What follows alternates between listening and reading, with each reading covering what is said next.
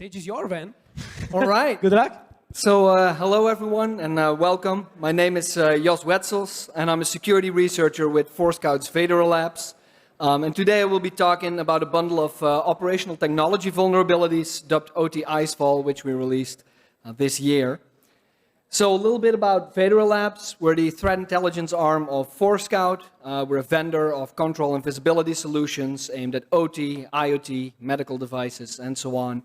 And we work in intelligence generation, attack prediction, and threat research. And this is part of one of our research programs. So, as most of you are likely well aware, more than a decade ago, the company Digital Bond initiated Project Basecamp.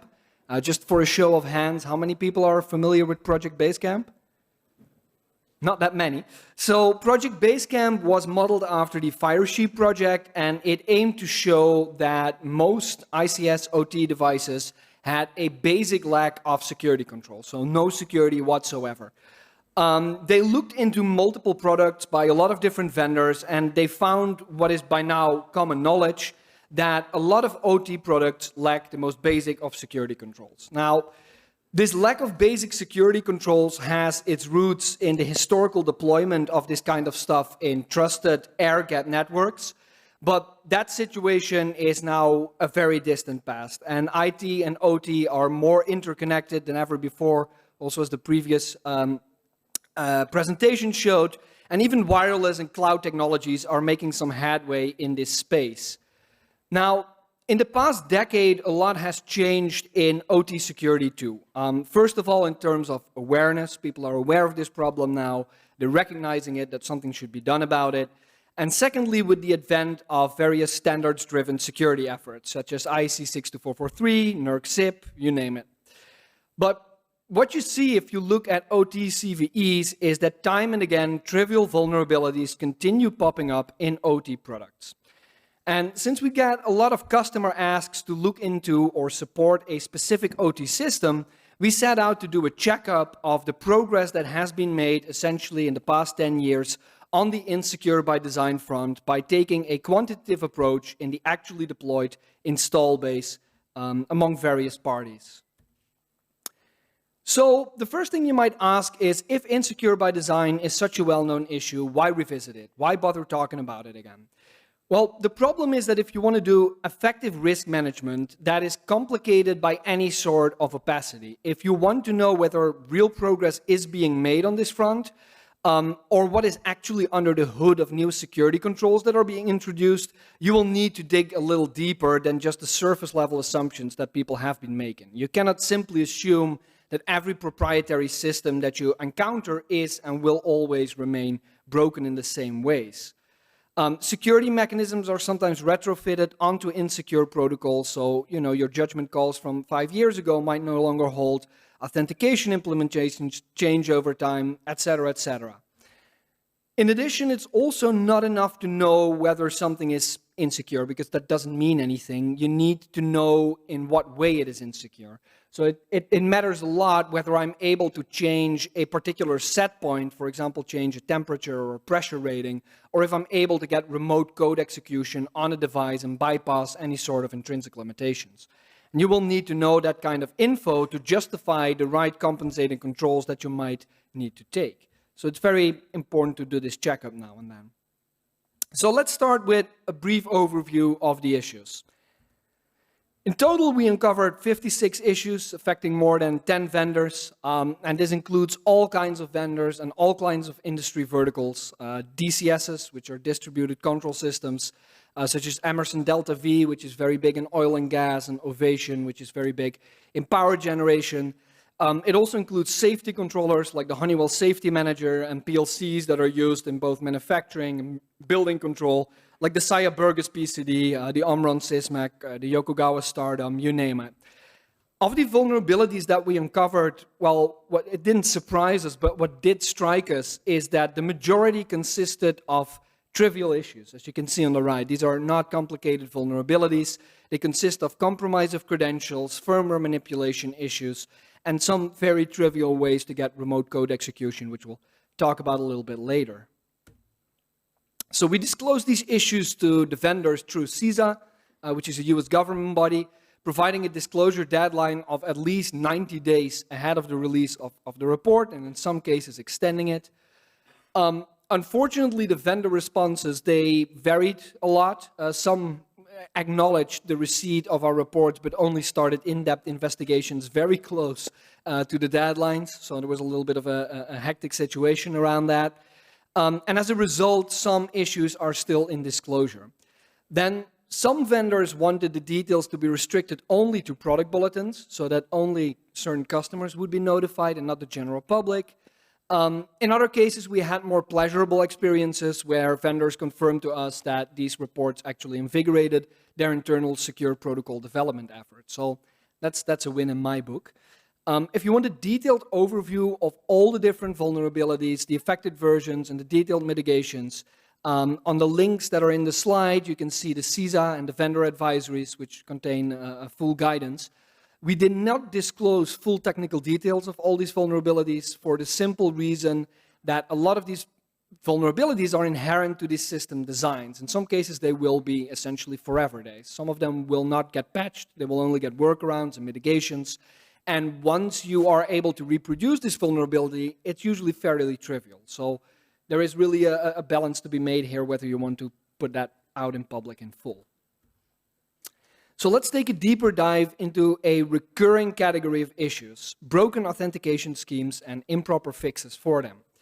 So while a lot of OT systems lack any sort of security controls, as I just mentioned, it has become more common over the past decade to integrate at least some sort of authentication schemes to sensitive operator or engineering interfaces. Now, in practice, these, however, are often, and not just often, but almost always of subpar quality. And I'll give some examples of that. The first of that is the Siemens WinCC OA SCADA system. It's a very popular SCADA system used in oil and gas, in water management, but also at CERN. It has an operator UI, which is where the industrial operator, think Homer Simpson, he logs in and he talks essentially to a dedicated proxy which wraps a proprietary insecure protocol. So this is a protocol that has no security measures whatsoever.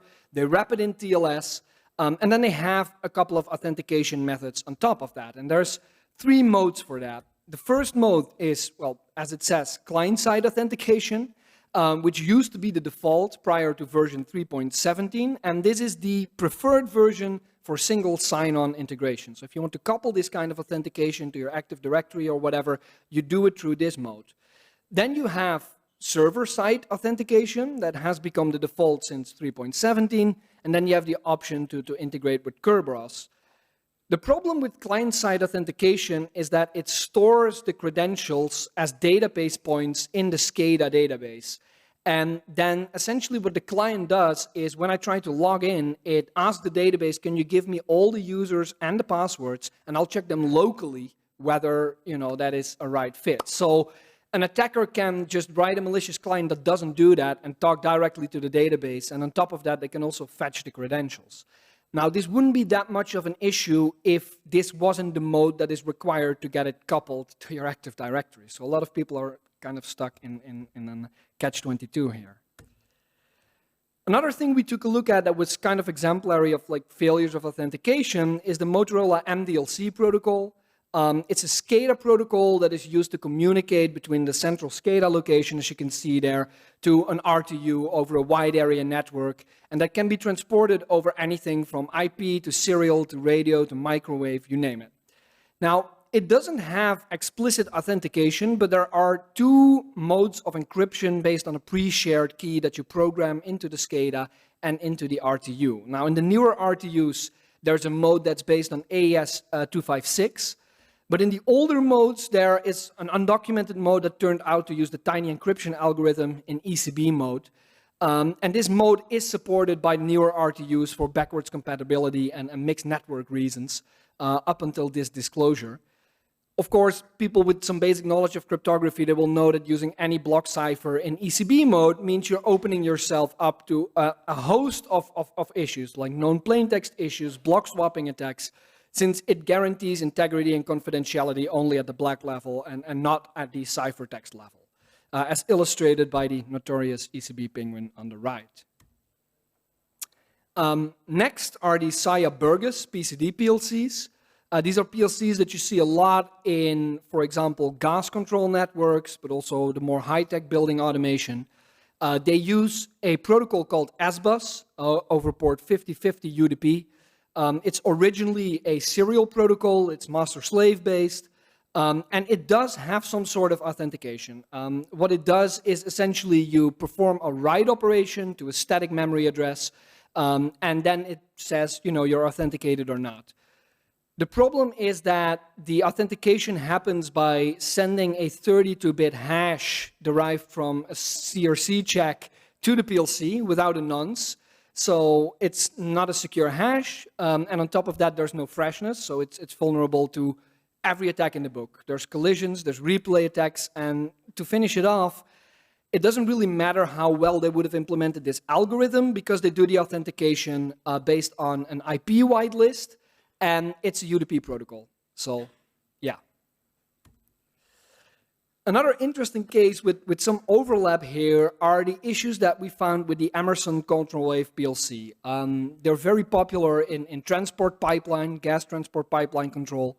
And they use a proprietary protocol called BSEP IP, which again, it's an old serial protocol that was lifted on top of IP. It has password authentication for engineering operations, like starting and stopping the PLC and changing the logic. But again, it enforces this using a MAC IP whitelist for a UDP protocol, rather than doing at least cryptographic message binding for each subsequent message. Now, on top of that, there are three authentication modes here. There's the original one, which they now call simple. That's a 1 to 6 character plain text password that gets sent over the wire. Very simple indeed. Then there is a secure mode that they introduced. And what you do here is if I want to authenticate to the PLC sends me an 8-bit key. I take that 8-bit key and I encrypt my password using that 8-bit key, and I send it to the PLC, and it checks, is that the same password? Well, that's trivially broken for various reasons. I mean, 8 bits is not much of a key, plus this is not how you do a challenge response, because the key goes over the wire. Now they have secure mode 2, which is undocumented, but is used in the newest firmware versions. And what they essentially just did is they now use a 64-bit key and a slightly different encryption algorithm. This is just a showcase of a bad design 3 times over. In many cases, these systems can migrate to more secure versions because of reasons of backwards compatibility, legacy, the complication in updating firmware, all that sort of stuff. But apparently they had the chance at least twice here, but still missed that option. According to Emerson, however, these issues are not vulnerabilities. They feel these issues are adequately addressed in the control wave manual, which you can see an excerpt of on the slide. And what they say for enhanced security, you can install a VPN and a firewall. Now, this is misleading in my opinion because enhanced security implies that this other stuff is basic security, and I don't think that's exactly true. And secondly, if you look at the reference design on the right of the slide, it just recommends a site-to-site VPN, which doesn't solve the issue being exploited at the local site level. And that can be okay, that can be an acceptable risk trade-off, but people need to be informed that this is the residual risk they're exposed to if they do it this way. That doesn't happen.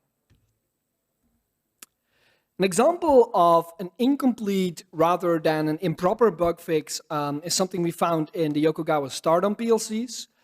They're very big in power and mining, to give you a little bit of context. They have a telnet maintenance interface that has had multiple prior issues with hard-coded credentials, 2 CVEs in 2018. Even though these issues were fixed, we found yet another set of hard-coded credentials affecting duplex controllers on the same interface in the same piece of the firmware. And this isn't really interesting. I mean, it's hard-coded credentials, you know, whatever. But what is interesting is that it is an indication that bugs are fixed point-wise. They get a report of a vulnerability, they fix it, they push a new firmware, that's it. But they don't follow it up with variant hunting in code that is like right next to it. And that is really, really damning in my opinion here. Finally, we found an example pointing towards a similar lack of variant hunting with the Emerson DeltaV DCS controllers, which are very big in oil and gas. First of all, most controllers up until the most recent version had hard-coded credentials for the so-called read-only telnet interface. In addition, several other hard-coded credentials were present, and they are technically tied on the outside to FTP and SSH interfaces, but if you get access to another interface, they can be used for privilege escalation. And unfortunately, the official advisory doesn't mention this, so I think it's important to get that out. In addition, these hard-coded credentials, the maintenance telnet interface, which offers shell access to the underlying real-time operating system, uses an insecure authentication algorithm up to a fairly recent version, after which it was silently patched. This authentication algorithm essentially consists of a homebrew cryptography algorithm, which takes no secret, just a very predictable seed that is smaller than 16 bits. So as long as you know the algorithm, you can brute force the seed, or you can probably even predict it, and you get access to a shell on this controller. Now, this is not the first time that DeltaV has suffered from issues like this. They've had hard-coded credential issues before, and apparently they didn't follow that up by looking at all this low-hanging fruit that has been in here since, well, at least the 2014 CVE that was reported earlier. And these examples kind of lead me to my next point, which is maybe a bit controversial, but nonetheless important. What can we expect of OT product security certification today? And I'll take a little bit of water before I'll get to that.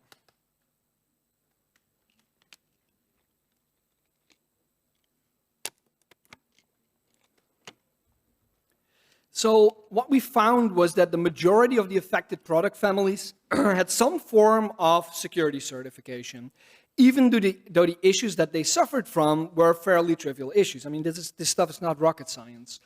This is kind of problematic in my opinion, because while security certifications, they obviously aren't a guarantee that something is unhackable, and there's a lot of nuance to at what level they get certified, they are often seen as a seal of approval for meeting a certain minimum bar, which some of these products simply don't meet.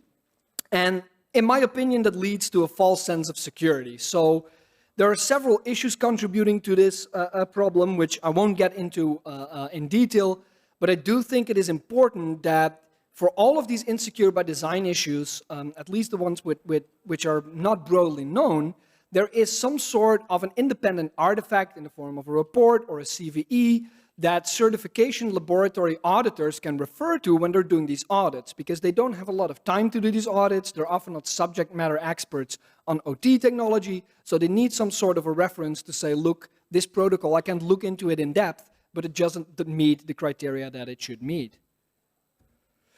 To give a more detailed example of this going wrong, let's take a look at the IEC 62443-4-2 substandard for component security requirements. So how many people are familiar with this standard? Not a lot. So basically you have different security levels, and at the lowest security level, it's not really a hard security guarantee, it's more to prevent inadvertent misuse and stuff like that. But it still has some requirements that, if they are met at the lowest security level, they also apply to the higher ones. So once you get certified at security level 1, then usually people move on to security levels and they say, oh, this was already, covered in security level 1. So it matters what people get certified for at those lower levels. Now, if you look at the slide, you can see there are requirements for human user identification. There are requirements for software and information integrity, and these things are not being met in the security sense. So how do we rhyme these ubiquitous, unauthenticated interfaces, unauthenticated logic downloads, and the ability to tamper with software with these requirements, which apparently they met before they got the stamp of approval? Another example would be the 4-1 substandard, which is a standard that governs setting up secure development life cycles, which explicitly states that root cause identification and variant hunting are requirements of a SDLC, as they should be. Then I don't have an answer to this, but I think an important question is, how is it possible that two major vendors with certified SDLCs have clearly failed to either identify root causes of fairly trivial issues, or failed to identify the most simple related security issues like other hard-coded credentials on the same interface? Is this because they're still relatively immature? Is this because something is going wrong in these SDLCs? I don't know exactly, but I think people should be focusing a little bit more on this.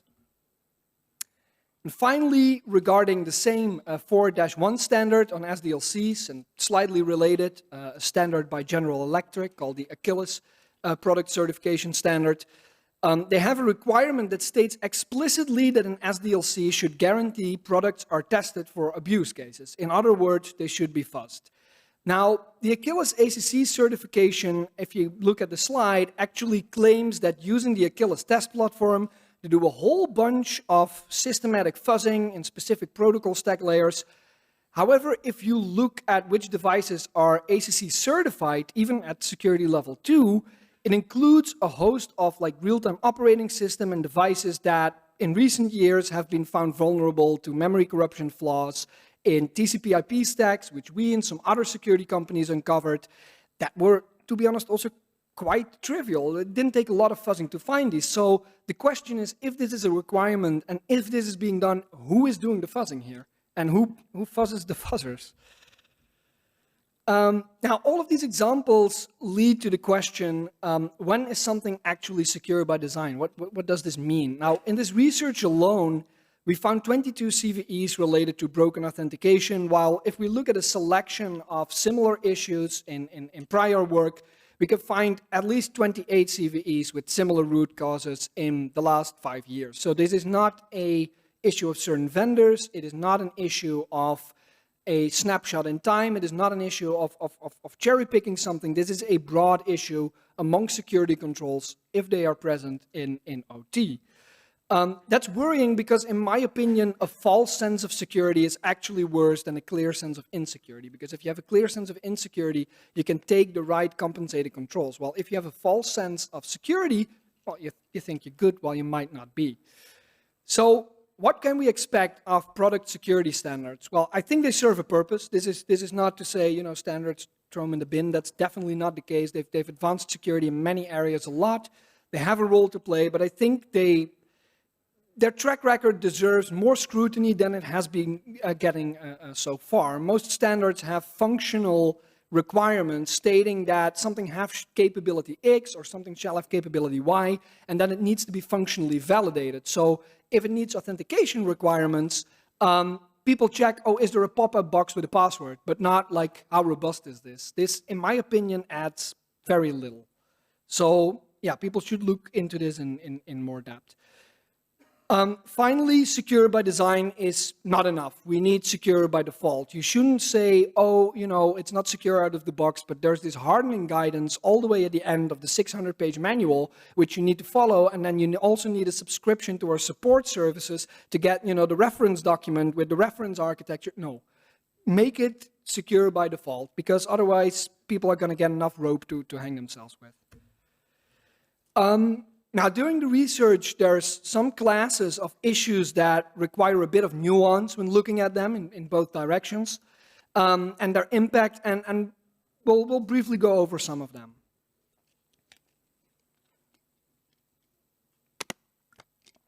So, first of all, there's the issue of supply chain vulnerabilities, or vulnerabilities that originate in some component high up the supply chain and end up trickling down. In the past few years, we've seen more and more of these issues across the technology stack in OT, from real-time operating systems to SDKs to protocol stacks to runtimes to remote access solutions, you name it. Now, what typically happens is that a vulnerability affecting some supply chain component is usually not discovered in that component. It's discovered in a product incorporating that component, and then that is reported as belonging to that vendor. It doesn't make its way up the supply chain, let alone then back again to everybody else in the supply chain. And this is a recurring issue also in broader embedded sectors, in some cases because the vendors don't even know who uses everything down the supply chain. They might have a view of some OEMs and some component vendors, but then it goes blind for them as well. So these kind of situations lead to unnecessary vulnerability collisions and risk blindness, which we found an example of as well. This is the ProconOS runtime. It's a logic runtime now owned by Phoenix Contact, and it's used by their products, but also by many OEMs and integrators and white label vendors under many different integration conditions. So this is used to execute PLC logic, and you can use different versions of this runtime. You can use it with your own protocol. You can use it with 2 different versions of their protocols. There's very complicated different setups that make external fingerprinting a little bit of a pain in the something. Now, what we frequently encountered is that a particular PLC in a customer environment which we were looking at, after some investigation, turned out to run, again, Procon OS. But this wasn't immediately clear. Like, you couldn't find it in documents. You couldn't really see it always on the outside that clearly. And the problem here is that Procon OS, like many of these runtimes, has a history of vulnerabilities, such as unauthenticated protocols, remote code execution through unsigned logic, all that kind of stuff. And there have been proof of concepts available for this on the internet for years. In some cases, issues have been known without assigned CVEs. So people are deploying these assets in their environment. They think, oh, well, there's no CVE for my device. It must be good. But under the hood, you've been running something that has been vulnerable for God knows how long. Now, due to the lack of software bills of materials in this case, vulnerabilities end up getting rediscovered. For example, there's a CVE for the Yokogawa Stardom PLC, which in no way seems related to this issue. There's no details on it, there's nothing, no ways to detect it. It's just a rediscovery 2 years later of that same Phoenix Contact CVE. It's the same thing. Could have been known already, and that's unfortunate. So what we did was we looked at some other PLCs and vendors that incorporate this runtime, and you can see that on the right. And we hope that this eventually makes its way down to the right CVE, but time will tell. The next example are firmware updates. Malicious firmware updates in OT context are a bit of a mixed bag. On the one hand, they're noisy. It requires a reboot. It will likely interrupt the process, trigger all sorts of alarms. But they are very powerful because they allow for persistence, they allow for mask breaking. It's a powerful vector. And we found that only 51% of the products that we looked at had some sort of authentication on the update interface. Only 22% performed some sort of firmware signing at all. And usually this was combined. So no authentication in order to push the update and then no signing on the firmware. And the majority of these updates occurred over Ethernet. That's a big risk factor. In some cases, the risk is a little bit reduced because updates were only done over USB, over serial, over SD card. That reduces the risk, but then you still need to think, what about when a media converter or an engineering workstation gets compromised? So the caveat here is that if you do signing as a vendor, you need to do it right. You need to do it end-to-end, and you need to do it in an asymmetric fashion. An example where this doesn't go completely right are the Emerson DeltaV DCS controllers that I also discussed earlier. These controllers speak a variety of unauthenticated proprietary protocols which allow for, doing essentially everything. In addition, prior to version 14.3, controller firmwares are, signed using CRC, so they're unsigned. Now, Emerson considers this issue resolved in 14.3 because in that version, the update tool on the engineering workstation now validates an RSA signature in the firmware manifest file before flashing it to the controller. But this really only protects the firmware as it travels from the vendor to the engineering workstation, and then it's open. It doesn't protect anyone in between. Emerson considers that not to be much of an issue, because they say, well, if you follow the reference architecture that we have, all the controllers in the area control network, they're segmented away from the workstations by a firewall IPD. And this firewall IPD is the possibility to drop a message which is used to put them in update mode. So, you can be segmented away from that, which is fine 90% of the time, but sometimes real-world firmware updates have to happen. So an attacker can still lie in wait with a malicious firmware update until a legitimate window opens up in the firewall and then push this malicious firmware update. And it's unfortunate that this is still considered somewhat of a non-issue in these sensitive environments.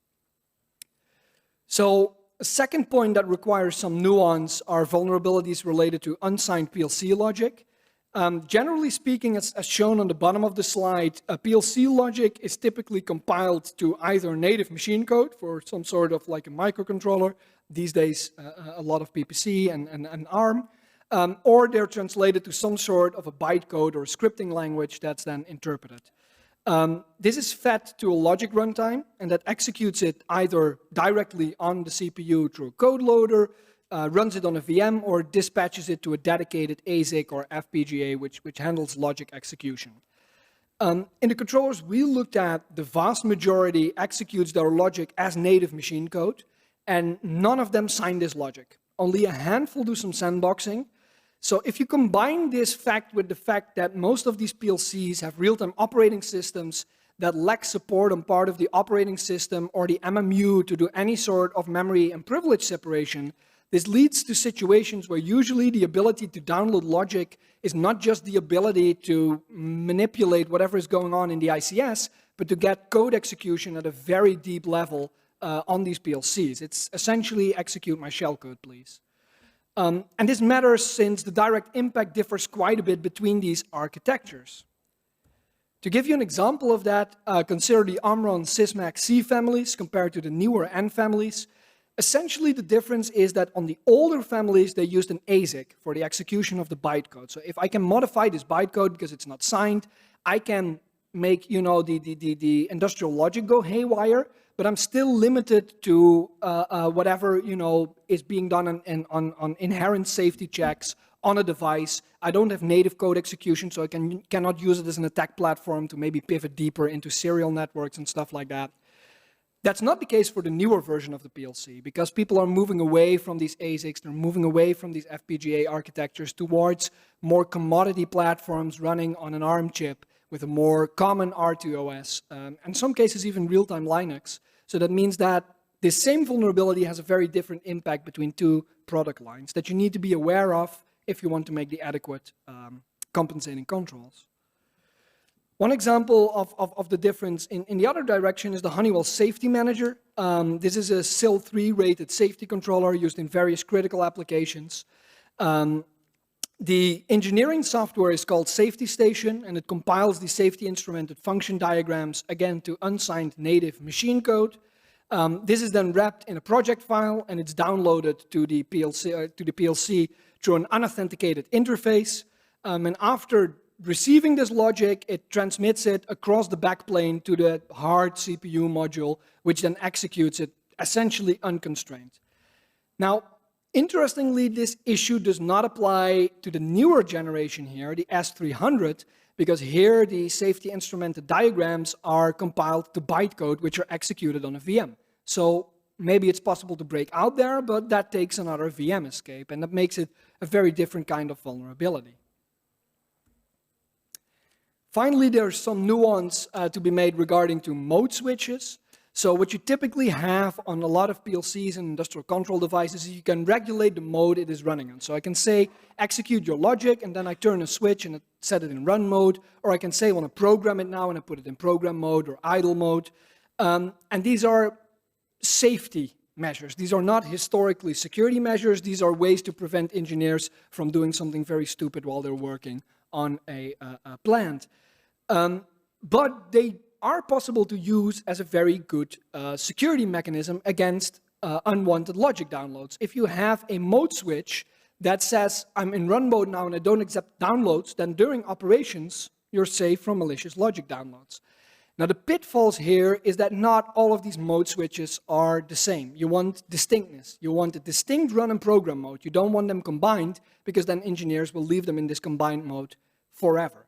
You also don't want virtual switches, which are switches that can be overridden in software. So people set it in hardware, but in the engineering software, you might still be able to override it.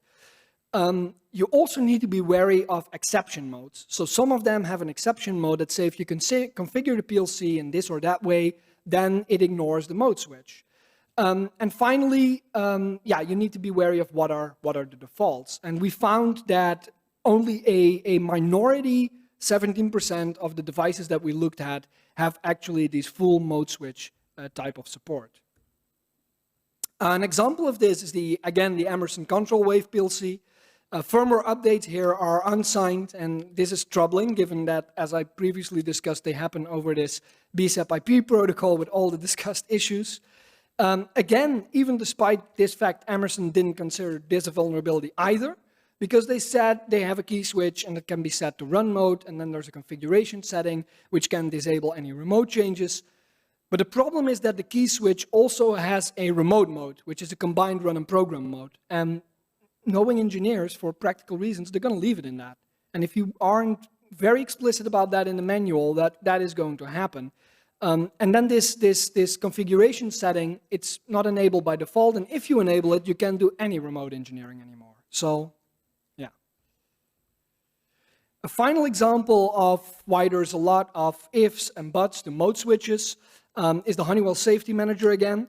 We just saw logic downloads are unsigned there and unauthenticated, and they can give an attacker remote code execution in the heart of the safety controller. Luckily, there's quite a few key switches involved, and these are actually an example of a good design of key switches. The Safety Manager, before you do a download, you have to put it in idle mode, then you do your download, then you turn the key switch, and then you have to do a fault reset on another module. So there's a lot of physical interaction and physical presence involved that acts as a mitigating factor, except when the remote load reset setting is enabled. And this is a setting that you can enable, and then it essentially ignores these switches. Now, this can be a legitimate engineering choice, but you need to be able to be aware of this, and you need to document this in your information security management system, because otherwise you have a major blind spot if you think you're going to be saved by these key switches. So with that, let's take a quick look at some of the reverse engineering effort that went into understanding some of these protocols and systems analyzed as part of this research, so we can get a bit of a feeling for the attacker effort that might be required to replicate these kind of capabilities. So in terms of SCADA, DCS, and engineering software, what we looked at were mostly Windows software packages that were typically very huge. So multiple gigabytes of code, hundreds of DLLs, and a lot of nasty code, MFC, ATL.com, Qt libraries on top of it. So quite a bit of reverse engineering involved. The vast majority of it was also written in C++, which is sometimes more of a pain in the ass than actually obfuscation measures. And while the embedded devices that we looked at typically resemble, non-consumer devices, increasingly ARM plus Linux, something like that, there are a lot of devices that are still PowerPC plus VxWorks or QNX, stuff like that. And there are very specific regional outliers. So you see in Asia, for example, a lot of OS9 and Itron on Super H. And I mean, if you don't have all the IDA scripts lying around for that, you need to write a lot of stuff. And it comes on top of it. All in all, the systems that we looked at do represent a selection of typical non-trivial OT code bases to reverse engineer. Regardless, we looked at our numbers and we found that reversing a single proprietary protocol typically took anywhere between a day and 2 man-weeks, while reversing a complex multi-protocol system has taken us in some cases up to 6 man-months. So these are the efforts that come with just reverse engineering it up to a fair high point of granularity. In some cases, essentially rebuilding parsers and crafters. While this is quite a bit of effort, it is, in my opinion, within the capabilities of a fairly small team with the right incentives, rather than being the sole domain of very large organizations. It's different if you start talking about the follow-up, like OT payloads and cyber-physical impacts. That's a different ballgame. But when it comes to developing specifically these kind of capabilities, it doesn't take a very huge team to do this. And that brings us to the mitigations and the conclusions. In conclusion, we've seen that insecure by design issues continue to persist in the production install base and critical infrastructure everywhere, despite more than a decade of hardening efforts. In order to address this, we will need to get clearer on what secure by design actually means. And it shouldn't be just a buzzword that people throw out there. For one, many security controls that are implemented turn out to be trivially broken. A first-year bachelor student computer science can find most of these issues. And that is across the board, including in certified products. So something to keep in mind. Glaring vulnerabilities are sometimes still dismissed because of advice pointing to compensating controls, and then it turns out that these compensating controls not always fully compensate. Something that will also need to be addressed, in my opinion. We see quite a few security retrofits of an old legacy protocol on top of a newer protocol, and that completely misses the point, like doing IP-based access control for UDP protocols, not knowing how challenge response is supposed to work. And fixes frequently don't either address the root cause or they don't do any sort of variant hunting. And this is really where the cheap wins are, in my opinion. Finally, like I mentioned earlier, devices should be secure by default out of the box. And I'd like to close out with a common call to action that's been made a gazillion times before, but it's going to be made a gazillion times again. First of all, device manufacturers should really start properly securing these devices and these protocols. Asset owners should actively procure for secure products and not just based on standards compliance, but for example, including device pen tests in their RFPs when they're building new greenfield products, stuff like that. And the wider security community should continue to ensure that security controls that pop up in OT products are actually robust and not just some form of Potemkin security. So keep hammering on these devices, and eventually we might get there. And that's it. Thank you.